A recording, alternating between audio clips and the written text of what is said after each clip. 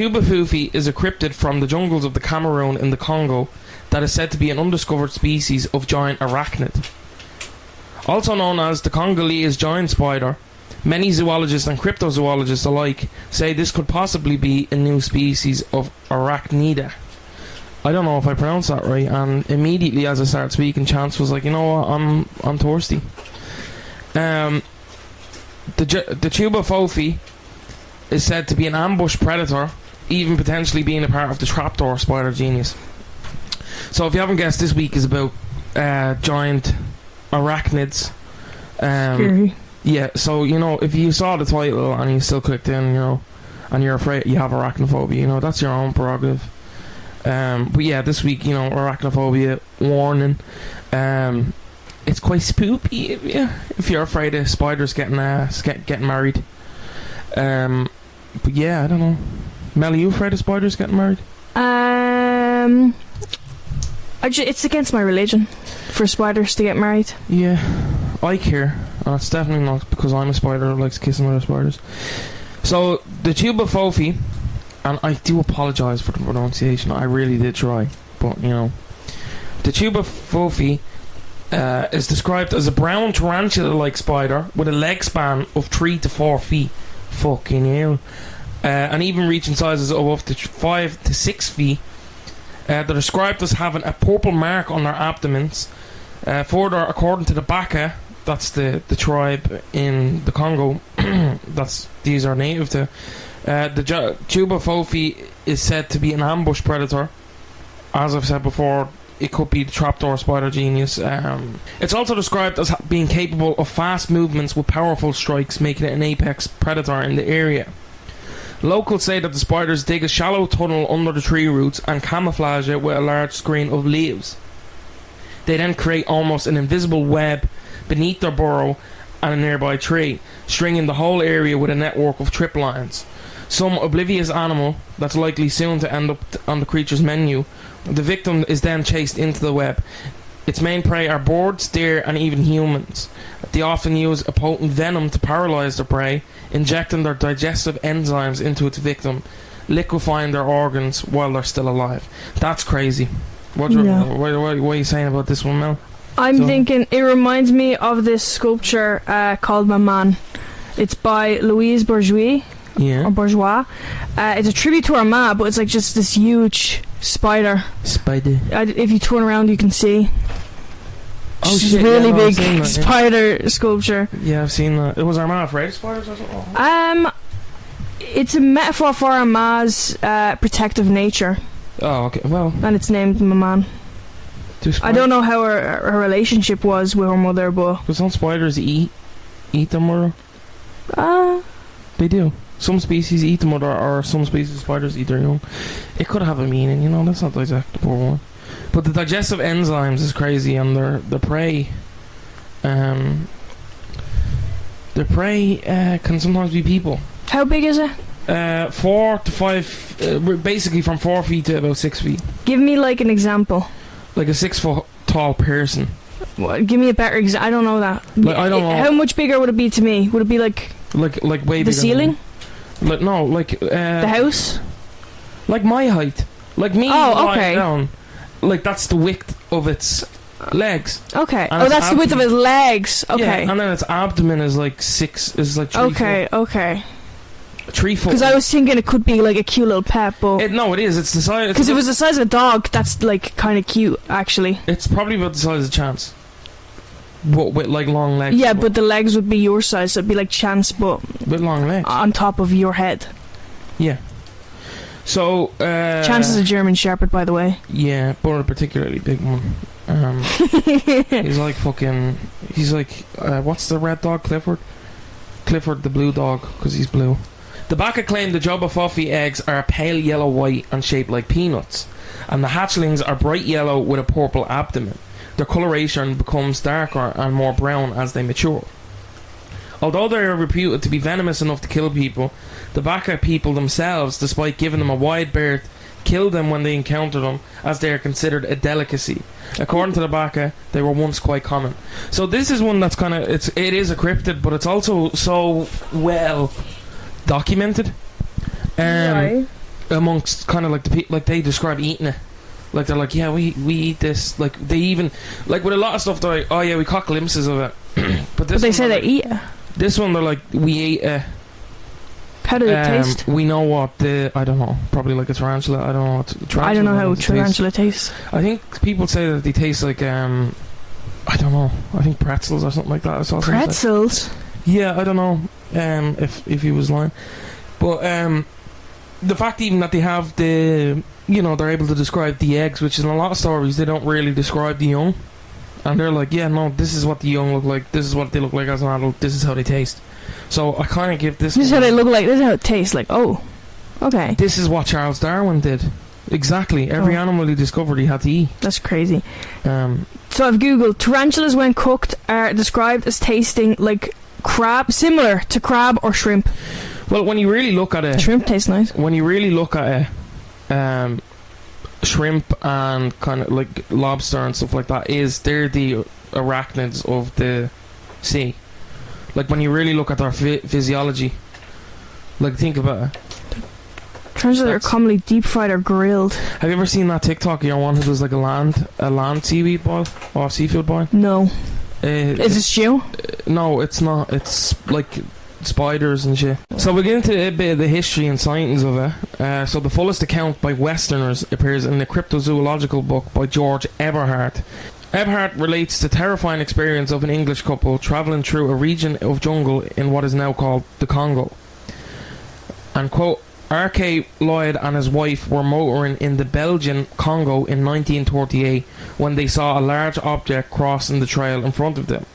At first they thought it was a cat or a monkey, but they soon realised it was a spider with legs nearly 3 feet wide. Cryptozoologist William J. Gibbons has hunted for what some think may be a living Congolese dinosaur called the Mokele Mbembe. So this goes back to this is the same dude now. Right. This goes back to the dinosaur episode with the Mokele Mbembe. You know the... Yeah. So on his third expedition in search of the creature, he came upon natives who related their experiences with giant spiders. He shared his experience with readers upon his return to Canada. On the third expedition to the Equatorial Africa, I took the opportunity to inquire in the Pygmies if the Pygmies knew of such a giant spider, and indeed they did. They speak of the J'ba Fofi as a giant or grey spider. They describe the spider that is generally not brown in colour with a purple mark on their abdomen. They grow to quite an enormous size with a leg span of at least 5 feet.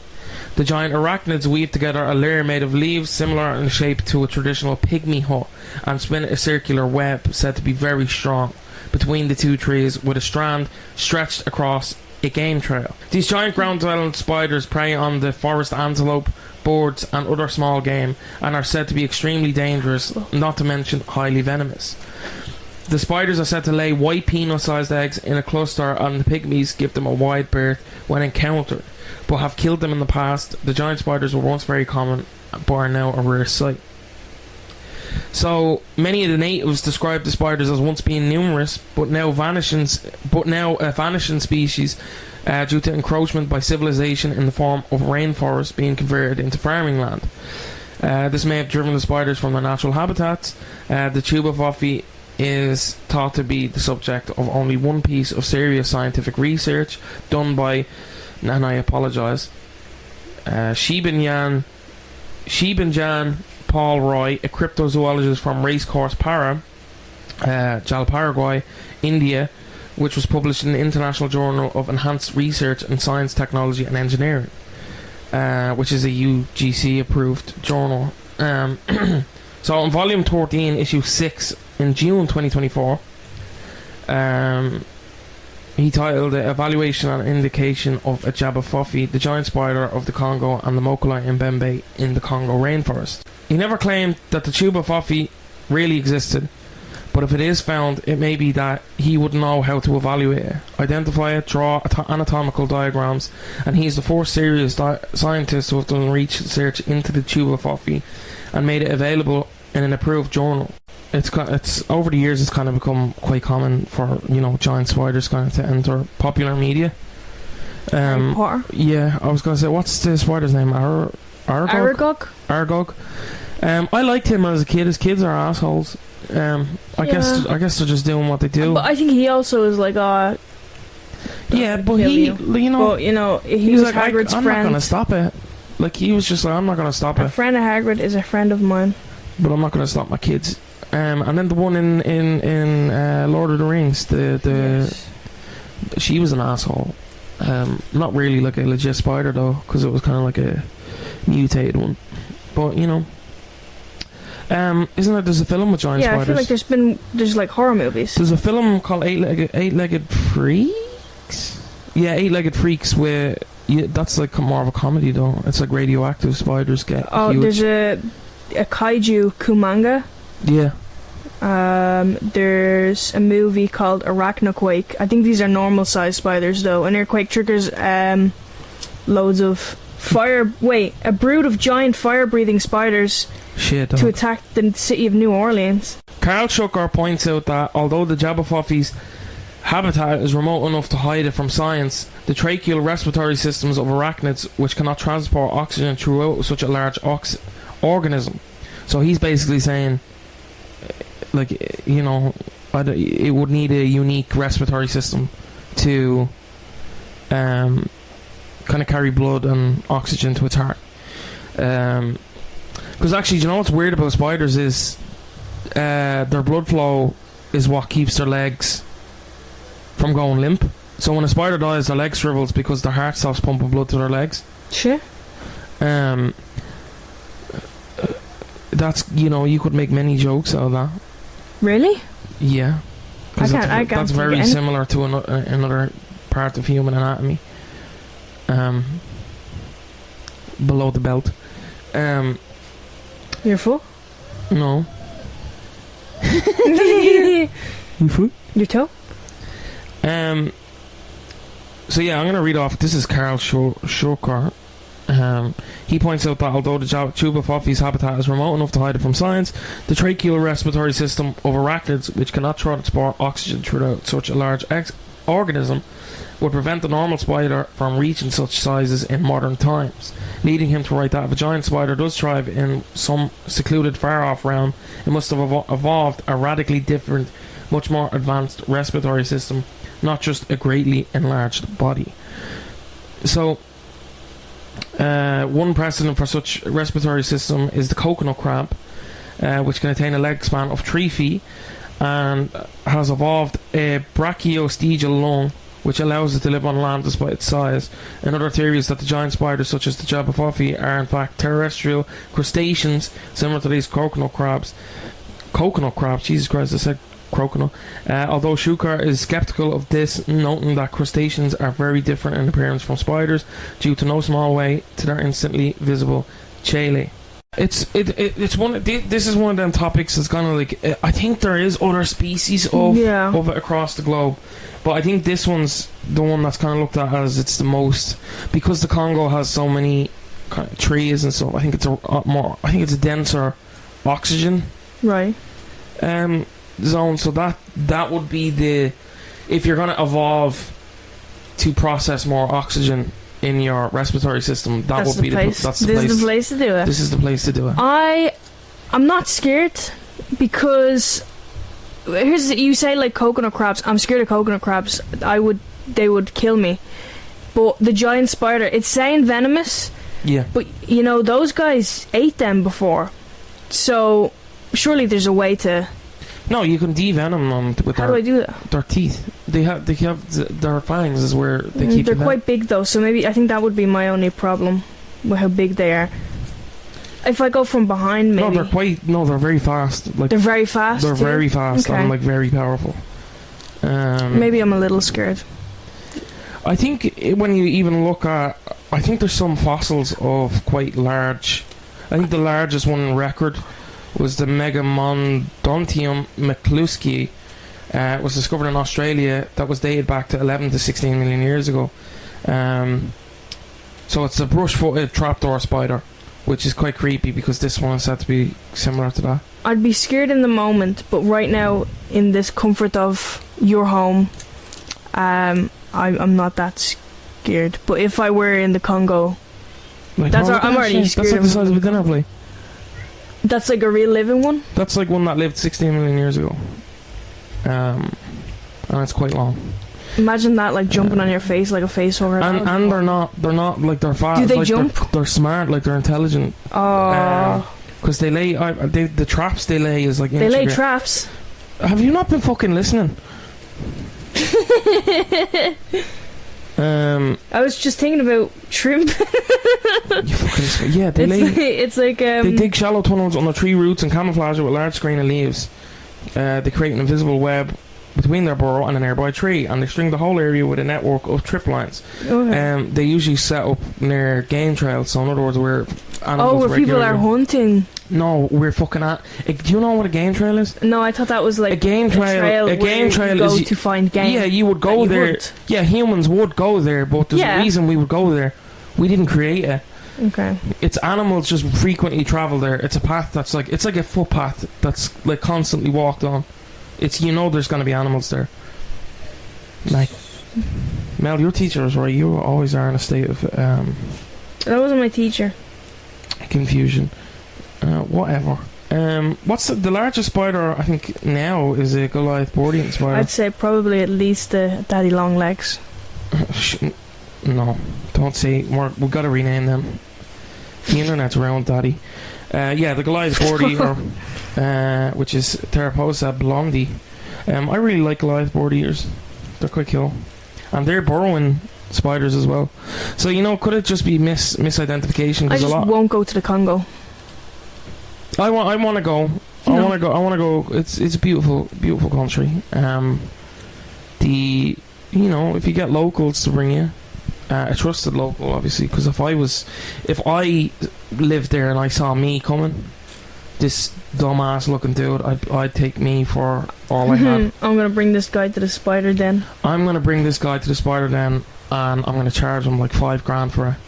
And then he's gonna die, and I'm gonna take all his money. And then I'm gonna take the other $5 that he took for expenditure. But yeah, I think I've seen people keep Goliath bird eaters as. What's strange is usually the larger the spider, the least venomous it is. And I don't know if that's true, but I feel like because you look at black widows, they're tiny and they're like the most venomous. And then even like huntsman spiders aren't that big in the grand scheme of things. I don't think Goliath bird eaters are venomous. I think most spiders have a digestive enzyme. The bird eater in the name kind of. Well, they eat small mammals and like they eat little monkeys and birds, and rats and stuff like that. But yeah, the scariest part of that is being strung up while you're still up, because he paralyzes you. It's very much like the one from Lord of the Rings. He paralyzes you and then it injects the digestive enzyme, and you're still alive as your body's like eroding. That's not great. Like your insides kind of erode. No, it's I'd not. close my eyes. Just imagine it's not happening. Just imagine eating shrimp. Just start chewing your way out. Oh yeah, that's what I would do. But you're paralysed. Just imagine you're chewing your way out. Are my teeth? Yes, Mel. I knew the answer. Your teeth don't have any. They can't move on their own. If you were paralysed by spiders, I would chew my way out. If I was paralysed by spiders, I simply would refuse. To be paralysed? Yeah, I simply wouldn't get paralysed. I simply wouldn't. I'm not participating. The consent is key, ladies and gentlemen. Consent is key. So there was one story that I didn't really find any real hard, what's the word, evidence behind. So I'm just going to use the word alleged. And I'm going to use my own words here because there's so many different fucking dudes. So basically, this family were on a safari, and I'm telling this to you, Mel, attention span of goldfish. The family had... I think they were living in kind of that dense area on kind of like safari or something. And this is the part that I don't really... Because usually they don't wander far from this area from what I read. But the children had allegedly woke up, and in the corner of the room was the J'ba Fofi.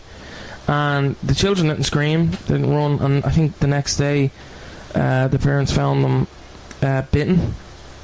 One of them had been bitten, which doesn't, did it poison them and then not? you know.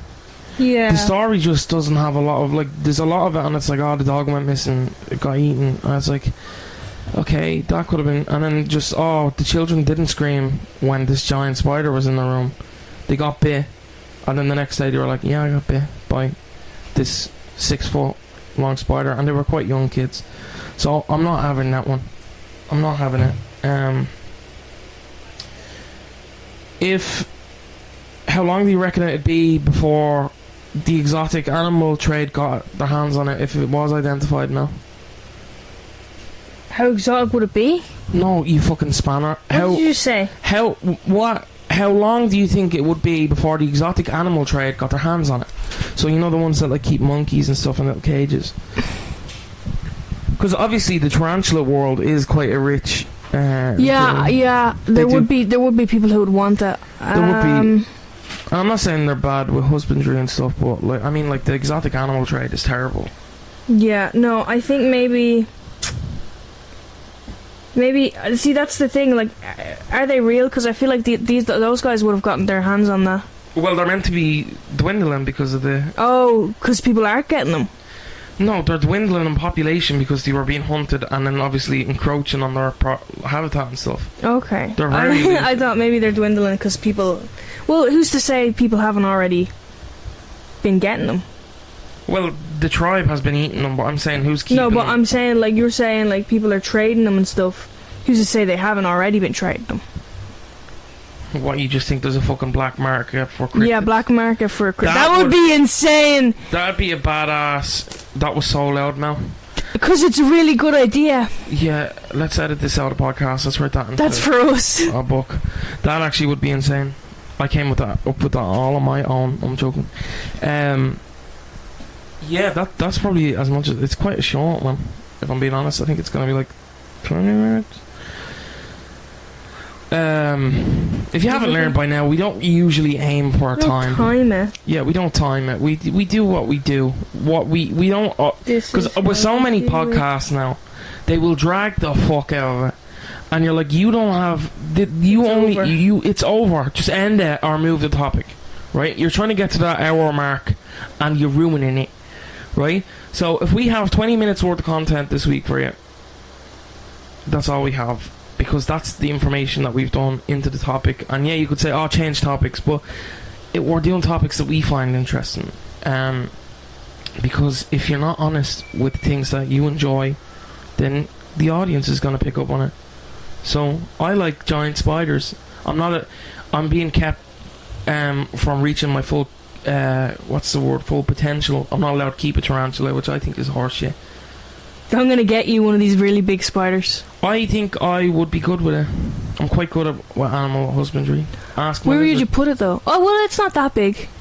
It'd fit in the house. No, I had a 6-foot red iguana, Mel. Alright, I'm not saying it's the same thing, but what would you feed it?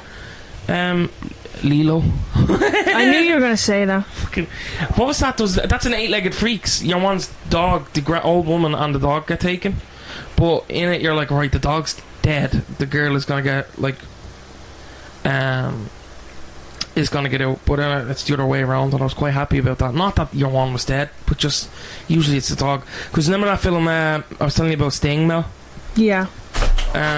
If you haven't seen it, it's basically about this little alien spider, and this little girl's like, I didn't know it was an alien. Yeah, I think it is, because it like falls and then it mimics it, I think. But the more it eats, the bigger it grows, and it grows up to like this giant spider that's like living in the vents, and it like eats one lady's parrot, it like eats the other lady's cat, and then it like kidnaps your man's wife and baby. Yeah. And yeah, they're in like a trash compactor and shit. That film, not the greatest in acting, but you know, freaked me out a little bit. But yeah, that's what we. Have you anything to weigh in? What do you reckon, Mel? You reckon this is real or? I don't know. I don't want it to be real. Sometimes I'm like, that'd be cool if it was. No. It could be real. I think it would change how you view science, though, if it was real, with the evolutionary kind of chain. I think the evolutionary kind of sciences do need to You need to branch out a little, because sometimes it doesn't make total sense. I know a little cartoon bear who I don't think would survive. Well, he's from the Congo, is he? He's from the jungle. He's from the jungle, so maybe from Peru. Peru, yeah. Maybe he'd survive. No, do you know what? I don't think this should be would Paddington survive. I think he'd always survive because he's Paddington. It's just how would he survive? Okay. I think what he would do is he would learn that marmalade sandwiches. He would somehow ride it. At some point, he would use it as a horse. He would ask consent first. Yes, of course, but eventually that's the end goal. No, but I think he would turn its diet onto marmalade sandwiches and be like, "Look, isn't this so much better? You don't even have to use your digestive enzyme." And then they're like, how would a spider talk? Rawr. I don't know if it'd speak. I think it'd be silent. Yeah, Harry Potter disagrees. No, but I feel like this one would be silent. Harry Potter disagrees.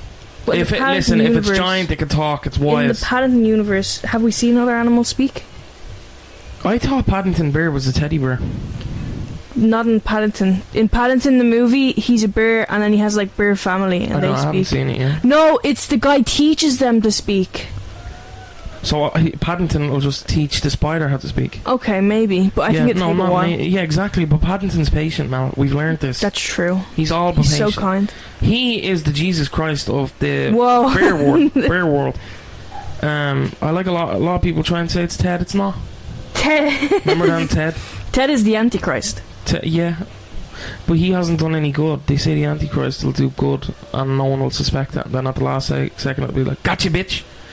But yeah, I buy it. I would say. So maybe Paddington is the Antichrist. I would agree with the. Yeah, probably. I would agree with the kind of. It would be a marvel to the zoological kind of study and stuff like that if it had an evolved respiratory system. It would need a large heart. For the size that it is, its abdomen would have to be huge to pump that much blood. But you know, it would need a heart bigger than mine, and I don't know if that's even possible. Go back to Pinterest now, or Tumblr, sorry. So yeah, that's what we have for you today. I've been Dylan. I've been Melissa. We didn't do this last week. Yeah, we didn't do it last week. We can't give it a break because I don't know how I feel about it. Yeah, that's what we had for you. We'll catch you in the next one.